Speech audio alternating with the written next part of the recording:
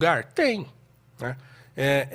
O movimento negro, ou os movimentos negros, fizeram coisas importantes na questão racial brasileira, digamos assim? Fizeram. Fizeram, sim. Eu acho que o movimento negro tem méritos. Então, por exemplo, uma coisa que eu acho que é um mérito interessante do movimento negro. Quando eu estava nessa minha fase mais radical, eu me lembro a felicidade que eu tive ao pegar a primeira revista Raça, que é uma revista voltada para o público negro e tal, não sei o que lá, como a Ebony, lá nos Estados Unidos. Tem gente que não gosta, acha que porque a revista é racista, porque fica fazendo isso uma revista só para negro e tal. Mas para mim, como um jovem negro que não me via nas outras revistas, né, ou via muito pouco, quando eu vi uma revista que tinha um monte de negro lá dentro, com roupa bonita, com roupa da moda, de marca, não sei o quê, né, falando de música, falando de feita. uma revista bem feita e tal, eu falei, caramba, que legal, e aí passei a assinar a revista Raça e tal. Então, essa coisa de ter mais os negros saírem desse lugar de subalternidade na mídia brasileira. Então, essa é uma conquista dos movimentos negros. É verdade. De novela. Pô, você só coloca um negro na novela para fazer novela de época e ser escravo. Pô, caramba. Ou ser empregada doméstica, ou entende? Então, motorista. essa é uma demanda dos movimentos. Então, não dá para a gente negar, porque isso foi uma conquista do movimento negro. Ficou batendo nessa tecla. Não. Tá errado, né? Por mim, teriam feito um esforço de criar, como lá nos Estados Unidos, uma TV, como tem o Black Entertainment Television, lá, o BET lá, americano. Tem lá, eles têm uma televisão voltada para o público negro, tal, não sei o que lá. É outra pegada. Aqui talvez não daria certo, mesmo porque o Brasil é muito mais miscigenado do que os Estados Unidos e não dá para você ter uma demanda muito marcada assim e tal, talvez não desse certo. Mas enfim... mas é uma conquista importante. Então, assim, eu não sou aquele cara que demoniza o movimento negro, ou os movimentos negros. Né? Eu acho que sim, tem seu lugar. Né? Mas eu acho que as coisas são feitas aos poucos. Né? Então, por exemplo, eu tenho um modelo de movimento negro na minha cabeça, que é a Frente Negra Brasileira. Tá. Que foi o primeiro grupo de movimento negro organizado no Brasil, depois da abolição.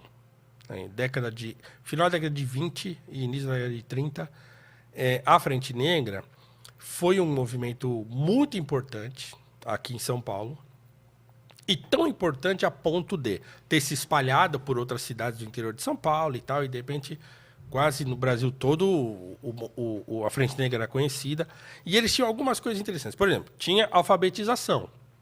Por quê? Porque o forte da Frente Negra era a educação. E uma consciência muito forte de que, olha, nós precisamos progredir. Né? E nós precisamos progredir entre nós. Que tipo de progressão? Não, progredir assim, precisamos conquistar os espaços na sociedade. Por exemplo, a Frente Negra tinha uma consultoria para os associados poderem adquirir casa própria. Eles fizeram uma comissão lá dentro com um advogado, com gente da área e tal, né, imobiliária e tal, para ajudar, né, para aconselhar e ensinar as pessoas como os trâmites para elas conseguirem adquirir casa própria. Então, educação, casa própria. Educação, propriedade, né? Propriedade. Educação, propriedade, né? E autoafirmação. Então, não deixa se diminuir, não. Entendeu? Não, você é aquela coisa da música do Jorge Ben. Negro é lindo. Então não fica com essa tal. Porque, claro, o negro sai da escravidão muito estigmatizado. Né? Muito estigmatizado. E houve um projeto de eugenia no Brasil no final do século XIX, né, na Primeira República, sobretudo, de branquear a população e tal. Então, quer dizer, a questão do racismo brasileiro, ela é muito mais complicada e se torna muito mais nociva para a população negra depois da abolição e não antes. No período escravista, o negro não era visto do modo como ele passou a ser visto depois que essas teorias eugenistas começaram a chegar aqui, no final do século XIX. Então, o Brasil passa a ter uma associação de eugenia, da qual o Monteiro Lobato fazia parte, inclusive, É. então a discussão sobre o Monteiro Lobato ser racista e tal, é porque ele também fazia parte dessa associação que era presidida pelo médico Renato Kell. Então, isso tudo é realidade. Então, o negro passou a ser muito estigmatizado, e aí depois vem aquela coisa de lei da vadiagem. Por quê? Porque o fato é o seguinte, acabou a escravidão, né? O projeto do pós-abolição foi abandonado pela República. Então, quer dizer, um ano e pouco depois da abolição, os republicanos e os militares dão um golpe de Estado, instauram a República, expulsam a família imperial do Brasil e enterram o projeto do pós-abolição. O projeto do Rebouças, do Nabuco, do patrocínio, né, do próprio Império, que tinha um trabalho coligado lá com o movimento abolicionista. Tudo isso é esquecido. Então o negro passa a ser estigmatizado e cada vez mais aquela questão de trazer os imigrantes para cá, para ficarem empregados no lugar da população negra. Então, quer dizer, os negros vão ficando cada vez mais marginalizados, vão sendo empurrados para as periferias, para os morros cariocas e tal, ficando sem emprego e começam a ficar na rua, jogando, bebendo, né?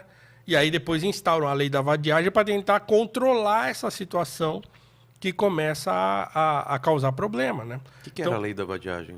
Você não podia ser pego na rua sem fazer nada, acho que depois das 10 da noite. Um toque Né? de recolher. Tanto é que na época da ditadura aqui, né, lembra? Não sei se você lembra disso, que todo mundo comenta, né, quem viveu a época, que você tinha que andar com a carteira de trabalho no bolso. Ah, é? Caramba, eu não Porque peguei se você era parado pela polícia e você não tinha carteira de trabalho, era vadiagem, você ia preso. Caramba. Então imagina, eu tenho uma carta que o Nabuco envia para o André Rebouças, eu não lembro agora o ano, mas certamente na primeira década do século XX. Né? Não, isso. Não, o Rebouças morreu em 1898, então foi finalzinho do século XIX. Né? Em que o Nabuco fala para o Rebouças, fala, olha, essa república, o mal que ela fez à população negra no Brasil é um negócio incalculável. Por quê? Porque agora os negros ficam nas ruas, estão bebendo, estão sucumbindo ao vício do álcool, estão entrando na criminalidade, jogatinas e tal. E isso está prejudicando muito a população negra. O nosso trabalho, todo aquele trabalho que a gente fez, está sendo... foi por água abaixo, né? Acabou. O próprio Florestan Fernandes fala isso também, né? Ele comenta desse período e tal, de que a população negra ficou muito marginalizada no início do século XX. Então isso vai se transformar nisso que a gente conhece hoje como o preconceito racial, digamos assim. Né? Então, separando as coisas, então assim, estou falando pra caramba, né? Não, mas você deu um contexto histórico que para mim, pelo menos, foi muito, muito bom, né, Ale? Para a gente entender por que a gente está